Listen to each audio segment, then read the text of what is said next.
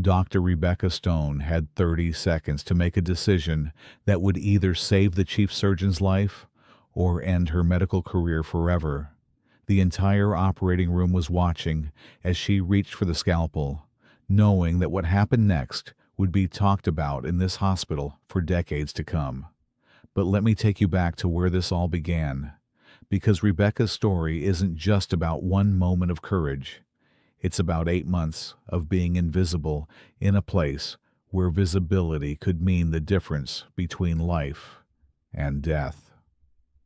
Rebecca Stone stepped through the automatic doors of Metropolitan General Hospital on a crisp Monday morning in September, her brand new white coat still creasing at the elbows, her stethoscope gleaming with the promise of a medical career she'd worked 10 years to achieve. At 26, she was older than most interns, having worked 3 jobs to put herself through medical school after her father's construction accident left the family drowning in medical debt. The irony wasn't lost on her. She was now working at the very hospital where her family had received that crushing bill. Metropolitan General was a Level 1 trauma center, the kind of place where the best surgeons in the state came to prove themselves and where medical careers were either made or destroyed. Rebecca had specifically requested this internship, despite being warned by her medical school advisors that it was notoriously brutal for new doctors. Dr. Stone, the voice belonged to Dr. Patricia Williams, the chief resident who managed the surgical interns. Williams was 32, sharp-eyed, and had the kind of reputation that made medical students either worship her or avoid her completely. "You're with Dr. Harrison's team today. Cardiac surgery. Try to keep up." Dr. Marcus Harrison was a legend at Metropolitan General. At 48, he was the youngest chief of cardiac surgery in the hospital's history, with hands so steady they said he could perform surgery during an earthquake. His success rate was legendary, his ego even more so. Rebecca followed Dr. Williams through the corridors, her sneakers squeaking against the polished floors. The cardiac wing was a different world, quieter, more intense, where every decision carried the weight of a human life. "Listen carefully," Williams said as they approached the surgical floor. "Dr. Harrison runs his OR like a military operation. He doesn't tolerate mistakes, questions, or anything that slows him down. Your job is to observe, learn, and stay out of the way. Under no circumstances do you speak unless spoken to directly." Rebecca nodded, though something in Williams's tone suggested there was more to this warning than standard protocol. The first week was a masterclass in medical hierarchy.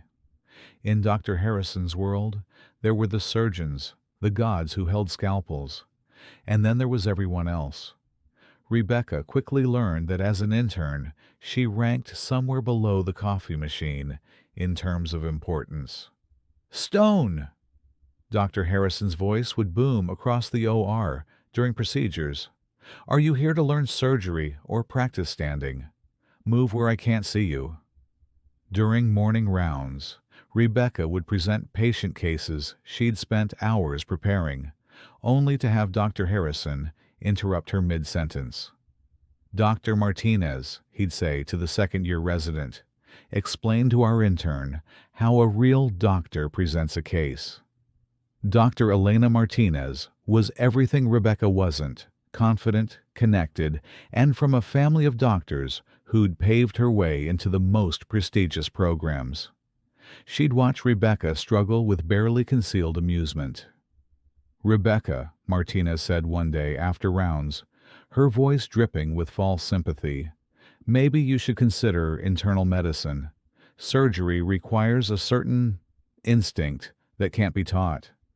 But it wasn't just the residents. The nurses, who typically formed alliances with interns against difficult attendings, seemed to take their cue from Dr. Harrison's dismissive attitude. When Rebecca asked questions about patient care, They'd respond with eye rolls and redirect her to ask the real doctors. The surgical techs, who prepared instruments and maintained the OR, treated her like she was contaminating the space just by being there. During surgeries, they'd hand instruments to other residents while ignoring Rebecca completely, even when she was positioned closer. By her second month, Rebecca had developed coping strategies. She arrived an hour before everyone else to review cases, stayed late to observe procedures she wasn't officially assigned to, and kept detailed notes on every surgery she witnessed. If she was going to be invisible, she'd use that invisibility to learn everything she could. It was during these late-night observations that Rebecca first noticed something troubling about Dr. Harrison's recent surgeries. She'd been tracking his cases unofficially, noting techniques and outcomes as part of her own learning process. What she saw made her pause. Dr. Harrison's signature procedure was a complex cardiac bypass that he'd pioneered 3 years earlier. His success rate with this surgery was what had made his reputation. But in the past month, Rebecca had noticed subtle changes in his technique, small variations that seemed inconsistent with his usual precision. In one case, she'd seen him hesitate before making an incision, his hands trembling almost imperceptibly. In another, he'd asked Dr. Martinez to double-check measurements he normally calculated automatically. Most concerning was a surgery 2 weeks prior where he'd seemed disoriented for several minutes, requiring the surgical team to wait while he reassessed the approach. Rebecca began keeping more detailed notes, not just on procedures, but on Dr. Harrison's behavior. The pattern was subtle but concerning. Moments of confusion, slight tremors, and an increasing reliance on his residents for decisions he'd previously made independently. But who would listen to an intern's concerns about the chief of cardiac surgery? Rebecca's opportunity to voice her concerns came during a monthly intern evaluation meeting with Dr. Williams. She'd prepared carefully, documenting her observations with clinical precision and avoiding any language that could be seen as accusatory. "Dr. Williams," Rebecca began carefully, "I've been observing some patterns in recent surgeries that concern me. I think there might be—" "Stop right there," Williams interrupted, her expression hardening. "Are you seriously sitting in my office questioning Dr. Harrison's surgical abilities?" "I'm not questioning his abilities," Rebecca said quickly. "I'm noting behavioral changes that could indicate—" "That could indicate what, Dr. Stone?"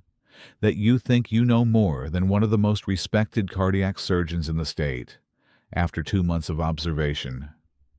Rebecca felt her face flush. "I'm simply reporting what I've observed as part of my clinical training. Isn't that what we're supposed to do?"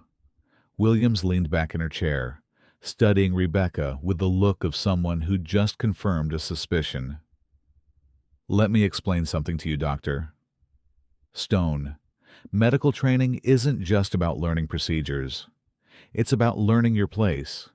And your place is not to question attending physicians based on your limited observations." She pulled Rebecca's file across the desk. "Your performance has been adequate. Your knowledge base is solid, but you lack the judgment and interpersonal skills necessary for surgical success. Perhaps you should consider whether surgery is really the right fit." Rebecca left that meeting shaken, but more determined than ever to prove herself. If Williams wouldn't listen to her concerns, she'd have to demonstrate her value in other ways. The breaking point came on a Thursday in November. Dr. Harrison was scheduled to perform his signature bypass procedure on a 62-year-old construction worker named Robert Chen. Chen was a father of 3 whose heart condition was so severe that this surgery was essentially his only chance at survival. Rebecca had been following Chen's case since his admission, partly because his background reminded her of her own father. Chen was uninsured, working multiple jobs to support his family, and had delayed seeking treatment until his condition became life-threatening. As the surgical team prepared, Rebecca noticed that Dr. Harrison seemed more agitated than usual. He'd snapped at the surgical tech twice during setup and had asked Dr. Martinez to review the surgical plan multiple times, something she'd never seen him do before. "Dr. Stone," Dr. Harrison said suddenly, causing Rebecca to look up from where she stood in the corner. "Since you're here taking up space, make yourself useful. Monitor the patient's vitals and alert us to any changes."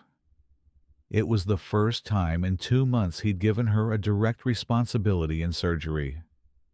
Rebecca moved to the monitoring station, grateful for something meaningful to do. The surgery began normally. Dr. Harrison's hands were steady as he made the initial incision, his voice confident as he guided the team through the procedure. But as they progressed to the more complex portions of the bypass, Rebecca noticed changes. His movements became slightly less fluid. He paused longer between steps. Most concerning, she observed a slight tremor in his left hand when he reached for instruments. "Dr. Martinez," Harrison said during a critical portion of the procedure, "remind me of the approach for the anterior descending artery." Rebecca's heart rate spiked. This was basic cardiac surgery knowledge, something Dr. Harrison could perform in his sleep. She glanced at Dr. Martinez, whose expression showed she was equally surprised by the question. As the surgery continued, Dr. Harrison's confusion became more apparent. He began second-guessing decisions he'd already made, asking for measurements to be rechecked multiple times, and delegating tasks he normally handled personally. Then it happened. Dr. Harrison was preparing to complete the most delicate part of the bypass, connecting the graft vessel to the patient's coronary artery. This was the moment that required absolute precision, steady hands, and complete focus. Rebecca watched from the monitoring station as Dr. Harrison positioned his instruments. His left hand was trembling more noticeably now, and she could see perspiration beading on his forehead despite the cool temperature of the OR. "Dr. Harrison," she said quietly, her voice barely audible over the monitors. "Sir, perhaps—" "Quiet," he snapped without looking up. "I don't need commentary from an intern." Dr. Harrison began the connection. Rebecca watched in growing horror as his hands shook, the tremor becoming more pronounced with each passing second. The graft vessel slipped slightly in his grasp. "Sir," Rebecca said more urgently, stepping closer to the table. "I think you should—" "I said quiet," Harrison barked, his voice echoing through the OR. That's when it happened.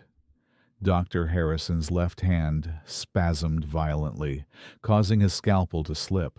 The blade nicked the patient's aorta, not a fatal cut, but one that began bleeding immediately into the chest cavity. For a moment the OR was silent except for the steady beep of monitors and the quiet hiss of the ventilator. Dr. Harrison stared at the bleeding, his face pale with shock. "Suction," he said weakly, but his hands were shaking too badly to hold the instrument steady. Dr. Martinez moved to assist, but she'd never performed this level of cardiac repair independently. The bleeding was increasing, and the patient's blood pressure was dropping. "Someone call Dr. Peterson," Martinez said, referring to the other cardiac surgeon on call. "We need immediate assistance." "Peterson's in another surgery," the surgical nurse reported. "Won't be available for at least an hour." Rebecca watched the monitors with growing alarm. The patient's blood pressure was dropping rapidly, and the bleeding wasn't slowing. Dr. Harrison was still frozen, staring at his hands as if they belonged to someone else. In that moment, time seemed to slow. Rebecca thought about her father, who'd died waiting for surgery he couldn't afford. She thought about Robert Chen's 3 children, waiting in the hospital lobby. She thought about the months of being invisible, dismissed, and told she didn't belong. Then she thought about something else. The hundreds of hours she'd spent observing surgeries, the detailed notes she'd kept, and the textbook knowledge she'd absorbed but never been allowed to apply. "Dr. Martinez," Rebecca said, her voice cutting through the controlled panic in the room, "I can guide you through the repair." The entire OR turned to stare at her. Dr. Harrison looked up from his trembling hands, his expression a mixture of confusion and anger. "What did you say?" Martinez asked, incredulous. "I've observed this exact complication 3 times in the past month," Rebecca explained, moving closer to the table. "I know the repair technique. I can talk you through it." "You're an intern," Dr. Harrison said, weakly, but his voice lacked its usual authority. "I'm an intern who's been watching every surgery you've performed for 2 months," Rebecca replied. "I've studied this procedure extensively, and right now I'm the only person in this room who can help you save Mr. Chen's life." Dr. Martinez looked at the monitors, then at Dr. Harrison, shaking hands, then back at Rebecca. The decision took less than 3 seconds. "Talk me through it," Martinez said. What happened next was the most intense 15 minutes of Rebecca's life. Standing at Dr. Martinez's shoulder, she guided her colleague through a repair technique she'd only read about in textbooks and observed from afar. "The bleeding is coming from a small tear in the aortic wall," Rebecca explained, her voice steady despite her racing heart. "You need to place a temporary clamp above and below the tear to control the bleeding." Martinez followed her instructions, her hands more steady than Rebecca had ever seen them. "Good," Rebecca continued. "Now you'll need a small patch graft. The 4mm patch should be sufficient for this size tear." The surgical tech, who had ignored Rebecca for months, now hung on her every word as she prepared the requested materials. "Place the patch carefully," Rebecca instructed.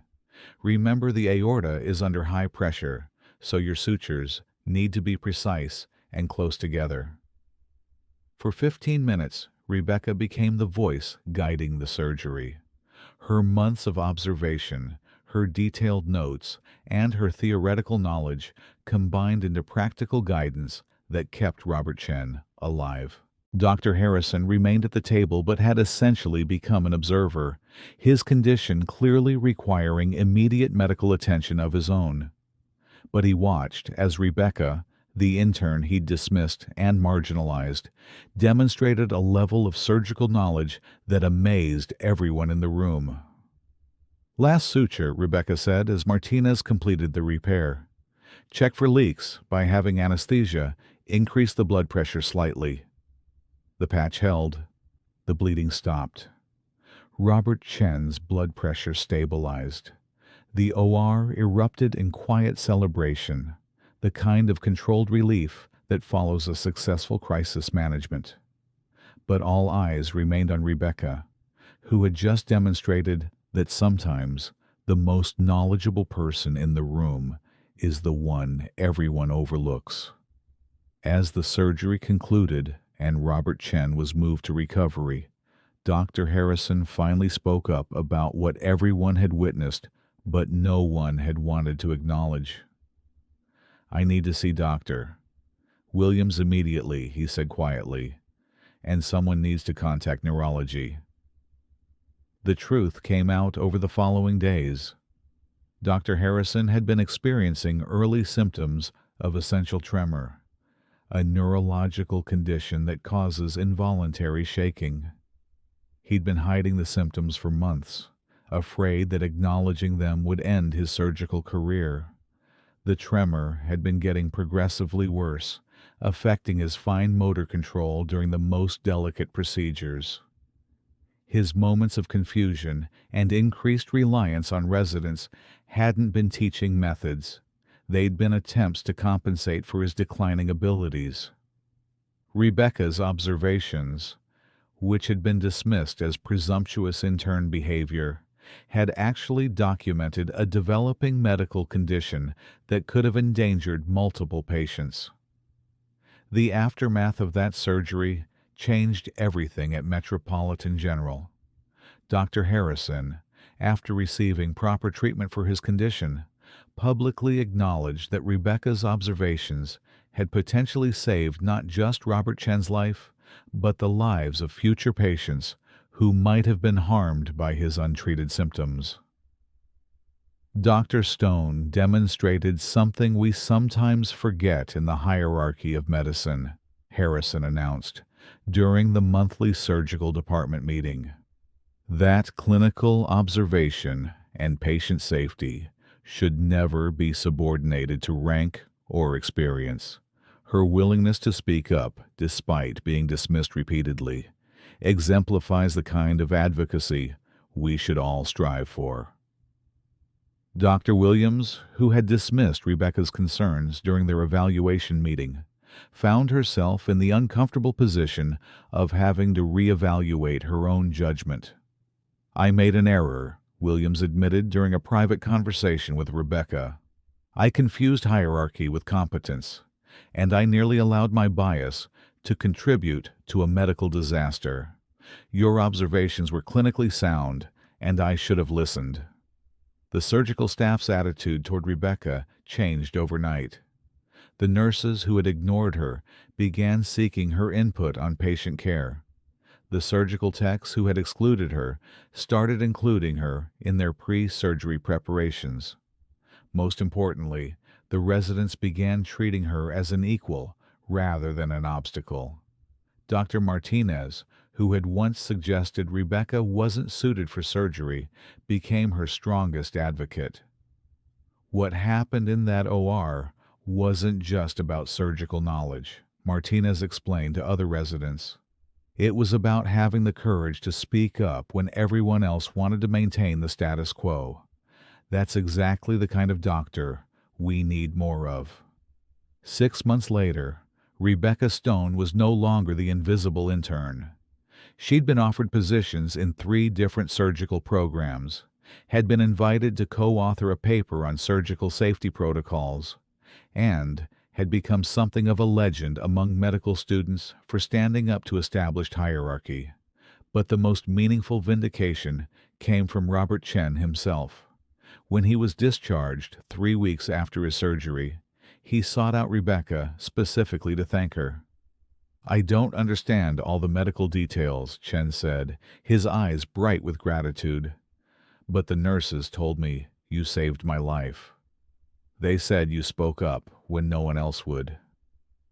Rebecca smiled, thinking about the journey that had brought her to this moment. "I just did what any good doctor should do. I put the patient first." As Chen walked out of Metropolitan General with his family, Rebecca reflected on the lessons she'd learned. In medicine, as in life, being underestimated isn't always a disadvantage. Sometimes it's the perfect position from which to prove that expertise isn't determined by hierarchy, and that the most important voice in any room is often the one everyone assumes they can ignore. Dr. Harrison returned to surgery after treatment, but with a new appreciation for collaborative decision-making and input from all team members. The cardiac surgery department implemented new protocols encouraging input from all staff members, regardless of rank, when patient safety concerns arise. Rebecca Stone had proven that in medicine, the title on your coat matters less than the knowledge in your head and the courage to use it when lives hang in the balance. The intern they had ignored had become the doctor they couldn't dismiss. But perhaps, most importantly, she'd learned that sometimes the most powerful position in any room is the one where everyone underestimates you.